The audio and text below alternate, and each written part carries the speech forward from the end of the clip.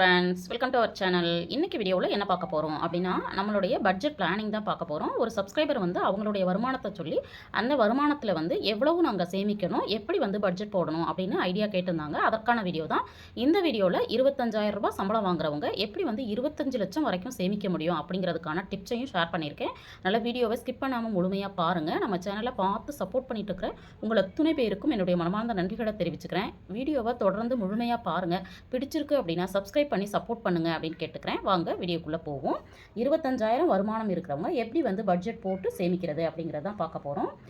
எண்ணம் போல் வாழ்க்கை அப்படிங்கிறது வந்து கண்டிப்பாக நம்ம மனசுக்குள்ளே இருக்கணும். இப்போ 25,000 ரூபாய் அப்படிங்கிறது சிலருக்கு போதுமான வருமானமாக இருக்கும், சிலருக்கு குறைவான வருமானமாக இருக்கும்.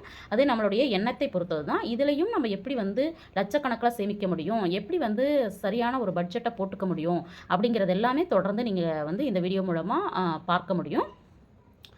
சிக்கனமும் சிறு சேமிப்பும் அப்படிங்கிறது இது வந்து ஒரு தாரக மந்திரமாக நம்ம வச்சுக்கிட்டோம் அப்படின்னா நம்மளுக்கு வந்து கடன் அப்படிங்கிற விஷயம் நமக்குள்ளே வராமல் இருக்கும். இன்றைக்கி விற்கிற விலைவாசியில் நீங்கள் வந்து சிக்கனம் சிறு சேமிப்பெல்லாம் பற்றி பேசிகிட்டு இருக்கீங்களா அப்படின்னு கூட நீங்கள் நினைக்கலாம். பட் வந்து உங்களுக்கு 10,000 ரூபா தான் வருமானம் இருக்குது அப்படின்னாலுமே கண்டிப்பாக அதுலேயும் சிக்கனமாகவும் சிறு சேமிப்பும் பண்ணுனீங்கன்னா கண்டிப்பாக நீங்கள் கூட கடன் இல்லாத ஒரு லைஃப்பை வாழ முடியும். கண்டிப்பாக ட்ரை பண்ணுங்கள். வரவு செலவு அப்புறம் சேமிப்பு அப்படின்னு நம்ம வந்து என்ன ஒரு வருமானம் உள்ளவங்களோ நம்ம நினச்சோம் அப்படின்னா செலவெல்லாம் பண்ணிவிட்டு நம்ம சேமிச்சுக்கலாம் அப்படின்னு நினச்சோன்னா கண்டிப்பாக அது ஒரு நாள் கூட நடக்கிறதுக்கான வாய்ப்புகளே அமையாமல் கூட போகலாம். இந்த எக்ஸ்பீரியன்ஸு நிறைய பேருக்கு இருக்கும் அப்படிங்கிறதுனால சொல்கிறேன். யாருக்கெல்லாம் இந்த எக்ஸ்பீரியன்ஸ் இருக்குது அப்படிங்கிறத கண்டிப்பாக கமெண்ட்டில் சொல்லுங்கள். வரவு செலவு முடிச்சுட்டு அதுக்கப்புறம் சேமிக்கலாம் அப்படின்னு நினச்சி யாரெல்லாம் சேமிக்க முடியாமல் இன்னமும் லைஃப்பை லீட் பண்ணிட்டு இருக்கீங்க அப்படிங்கிறத சொல்லுங்கள். இதை வந்து நீங்கள் என்ன பண்ணணும் அப்படின்னா கண்டிப்பாக வரவு அப்படின்னு ஒன்று இருக்குன்னா அதில் வந்து ஃபஸ்ட்டு சேமிப்பு அப்படிங்கிறத பண்ணிவிட்டு அதுக்கப்புறம் செலவு பண்ணி பாருங்கள். தொடர்ந்து உங்களால் சேமிக்க முடியும். பார்க்குற வியூவர்ஸ் கேட்கலாம், எங்களுக்கு வந்து வருமானம் போதுமானதாகவே இல்லையே, இதில் நாங்கள் எப்படி சேமிக்கிறது அப்படின்னு நீங்கள் கேட்குறீங்க அப்படின்னா கூட உங்களுக்கு 100 ரூபா வருமானம், அதாவது உங்களுடைய வருமானம் வந்து 100 ரூபா தான் இருக்குது அப்படின்னா அதிலிருந்து வெறும் 10 ரூபா மட்டும் எடுத்து சேமித்து பாருங்கள். கண்டிப்பாக அது வந்து தொடர்ந்து உங்களால் சேமிக்க முடியும் அப்படிங்கிற நம்பிக்கை நம்ம கையில் இருக்குது. நம்பிக்கை இருந்தால் மட்டும் கண்டிப்பாக அது நடைபெறுவதற்கான வாய்ப்புகள் வந்து உருவாகிக்கிட்டே இருக்கும். இப்போ எப்படி செலவுகள் பண்ணலாம் அப்படின்னு பார்த்தீங்கன்னா கண்டிப்பாக இந்த செலவுகளை இந்த மாதிரி 3 விதமாக பிரிச்சுக்கோங்க. தினச்செலவுகள், வாரச்செலவுகள், மாதச்செலவுகள். இதில் வந்து இன்னொரு விஷயம் கேட்கலாம், நீங்கள் வருட செலவுக்கு சொல்லவே இல்லையே அப்படின்னு சொல்லிட்டு. இந்த மாத செலவுகள் பண்ணுறோம் இல்லைங்களா, இதில் இருந்தே நம்ம என்ன பண்ணணும் அப்படின்னா வருட செலவுகளுக்கு சேமிப்புகள் பண்ணணும். இதுதான் வந்து நம்மளுடைய செலவுகளுடைய ஃபார்முலா. இதில் இருந்து நீங்கள் என்ன பண்ணணும் அப்படின்னா வருடத்திற்கான செலவுகளுக்கும் எடுத்து வச்சிடணும். இப்போது வருமானம் அப்படிங்கிறதுல நான் முதல்ல சொன்ன மாதிரி முதல்ல வந்து ஒரு 10% வந்து எந்த ஒரு வருமானம் இருக்கிறவங்களும் சேமிக்கணும் அப்படின்னு நான் சொல்லியிருக்கேன் இல்லைங்களா. அந்த 10% அப்படிங்கிறது பார்த்தீங்கன்னா அவசியமான ஒன்று. 10லேருந்து 30%, 40% யாரெல்லாம் சேமிக்க முடியும்னு நினைக்கிறீங்களோ அவங்களாம் கண்டிப்பாக சேமிக்கிறதுக்கு முயற்சி பண்ணுங்கள் அப்படின்னு கேட்டுக்கிறேன். இப்போ 25,000 ரூபாயில் வந்து 10% அப்படிங்கிறது பார்த்தீங்கன்னா 2,500 ரூபாய். அப்போ இந்த ஃபேமிலி பார்த்தீங்கன்னா 2,500 ரூபா முதல்ல சேமிப்புக்குன்னு எடுத்து வச்சிடணும்.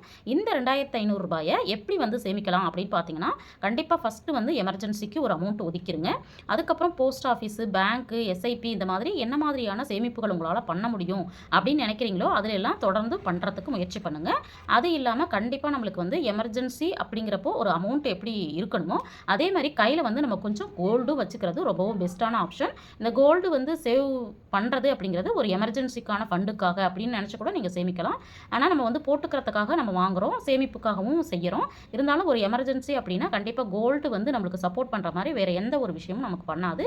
அதனால் கண்டிப்பாக எல்லார் வீட்டுகளிலும் கோல்டு சேவிங் அப்படிங்கிறது மஸ்ட்டு அப்படின்னு நீங்கள் வந்து நினச்சிக்கோங்க. இப்போ வந்து தினச்செலவுகளுக்கு எப்படி பணம் எடுத்து வைக்கலாம் அப்படின்னு பார்த்தீங்கன்னா இப்போ தினச்செலவுகளுக்கு நான் எவ்வளோ அமௌண்ட் ஒதுக்கியிருக்கேன்னு பார்த்தீங்கன்னா 1000 ருபீஸ் வந்து ஒதுக்கியிருக்கேன். இதை வந்து ஒரு பாக்ஸ்லேயோ ஒரு உண்டியல்லையோ அல்லது ஒரு பர்ஸ்லேயோ கண்டிப்பாக இதை போட்டு வச்சுக்கோங்க. இந்த தினச்செலவுகள் அப்படிங்கிறது ஒவ்வொருத்தருக்கும் ஒரு மாதிரியான செலவுகளாக இருக்கும். இப்போ எங்கள் வீட்டில் பார்த்தீங்க அப்படின்னா தினச்செலவுகள் அப்படிங்கிறது இப்போ வந்து நம்மளுக்கு வந்து தெருக்களில் வரக்கூடிய கீரைகள் வந்து நம்ம ஃப்ரெஷ்ஷாக வாங்கணும்னு நினச்சோன்னா அது வாங்குவோம். அப்புறம் வந்து சாமிக்கு பூ வாங்குறது, அப்புறம் சில நேரங்களில் பார்த்தீங்க அப்படின்னா தேங்காய் ஏதாவது பல்காக நம்ம வாங்கணும் அப்படிங்கும்பொழுது நம்ம வீடு பக்கமே வந்து தோட்டத்துலேருந்து கொண்டு வந்து விற்பாங்க இல்லையா, அந்த மாதிரி வாழைப்பழம் வாங்குறது, இந்த மாதிரி விஷயங்கள்லாம் நம்ம பண்ணுறதுக்கு இந்த தினச்செலவுகளுக்கான பணத்தை வந்து கண்டிப்பாக ஒதுக்கி வச்சுருங்க. அடுத்தது வந்து நம்ம வந்து இப்போ வார செலவுகள் பார்க்க போகிறோம். வார செலவுகள் அப்படிங்கிறது நம்ம வந்து ஒரு வாரம் அப்படின்னா அந்த வாரத்தில் ஒரு நாள் மட்டும் நம்ம செய்கிற மாதிரி பார்த்துக்கிட்டோம் அப்படின்னா பட்ஜெட்குள்ளே நம்ம செலவு பண்ண முடியும். இப்போ வெஜ் பார்த்தீங்க அப்படின்னா வாரத்துக்கு ரூ. 350 அப்படின்னு நம்ம எடுத்து வச்சோம்னா 4 வாரத்துக்கு ரூ. 1400. பார்க்குற வியூவர்ஸ் நீங்கள் கேட்கலாம், இந்த ரூ. 1400 உங்களுக்கு வந்து ஒரு மாதத்துக்கு போதுமானதாக இருக்குமா அப்படின்னு சொல்லிட்டு. பட் எங்கள் வீட்டில் இந்த அமௌண்ட்டை வச்சு தான் நான் வந்து செலவுகள் பண்ணிகிட்ருக்கேன். அதனால தான் இந்த அமௌண்ட் வந்து போதும் அப்படிங்கிற எண்ணத்தோடு நான் வந்து இதை வந்து உங்களோட ஷேர் பண்ணியிருக்கிறேன். அதே மாதிரி என்பி பார்த்தீங்க அப்படின்னா ஒரு வாரத்துக்கு ரூ. 400, 4 வாரத்துக்கு ரூ. 1600 போட்டிருக்கேன். நீங்கள் பார்க்குற வியூவர்ஸ் கேட்கலாம், 1 கிலோ மட்டன் வாங்கினாலே ரூ. 1000 வந்துடுது, இதில் ரூ. 1600 வச்சு எப்படிங்க 4 வாரத்துக்கு வந்து மேனேஜ் பண்ண முடியும் அப்படின்னு சொல்லி நீங்கள் கேட்கலாம். நீங்கள் வந்து மட்டன் வாங்குறீங்க அப்படின்னா 1/2 kg வாங்கிக்கலாம். 1/2 kg உங்களுக்கு வந்து 400 தான் வரும்னு. அதே மாதிரி நீங்கள் வந்து ஒரு வாரம் சிக்கன் வாங்கலாம். சிக்கன் வந்து 300 வருது. ஃபிஷ் வந்து ஒரு 200க்கு வாங்கினா கூட போதும்.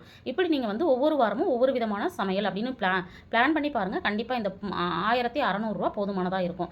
இல்லை இதை விட இன்னும் கொஞ்சம் கூடுதலாக உங்களுக்கு தேவைப்படுது அப்படின்னா நீங்கள் மாடிஃபை பண்ணி நீங்கள் என்ன பண்ணலாம் அப்படின்னா நீங்கள் வந்து ஒரு 2000 கூட ஒதுக்கிக்கலாம். அது உங்களுடைய ஃபேமிலிக்கு எப்படி உங்களுக்கு ஆகுமோ அதுக்கு தகுந்த மாதிரி. எனக்கு வந்து எங்கள் வீட்டுக்கு இது போதுமானதாக இருக்குது. ஆனால் இந்த வீடுக்கும் அதாவது 25,000 சம்பளத்துக்கும் இது போதுமானதாக இருக்கும் அப்படின்னு தான் நான் மென்ஷன் பண்ணியிருக்கேன். அடுத்தது பார்த்தீங்கன்னா ஃப்ரூட்ஸ் அண்ட் ஸ்நாக்ஸ். இந்த ஃப்ரூட்ஸ் அண்ட் ஸ்நாக்ஸும் பார்த்தீங்கன்னா 400 போட்டிருக்கேன். ஒரு வாரத்துக்கு 400ன்னா 4 வாரத்துக்கு ரூ. 1600. இப்போ இந்த நம்மளுக்கு வந்து ஃப்ரூட்ஸ் பார்த்தீங்க அப்படின்னா சீசனல் ஃப்ரூட்ஸ் வந்து எது சீப் அண்ட் பெஸ்ட்டாக கிடைக்குதோ அதை நம்ம வாங்கணும்னா கண்டிப்பாக இந்த 400 போதுமானதாக இருக்கும். இப்போ வார செலவுகளுக்கு பார்த்தீங்கன்னா மொத்தமாக நம்ம வந்து ரூ. 4600 நான் வந்து இந்த வீடியோவில் ஒதுக்கியிருக்கேன். பட் வந்து இந்த ஃபேமிலிக்கு கொஞ்சம் கூடுதலாக செலவாகுது அப்படின்னா கண்டிப்பாக ஒரு 5000க்குள்ளே இருக்கிற மாதிரி நீங்கள் பிளான் பண்ணிக்கோங்க. அடுத்தது பார்த்தீங்க அப்படின்னா மாத செலவுகள். இந்த மாத செலவுகளுக்கு எப்படி பட்ஜெட் போடணும் அப்படின்னு பார்த்தீங்கன்னா வாடகை வந்து ரூ. 5000 நான் போட்டிருக்கிறேன்.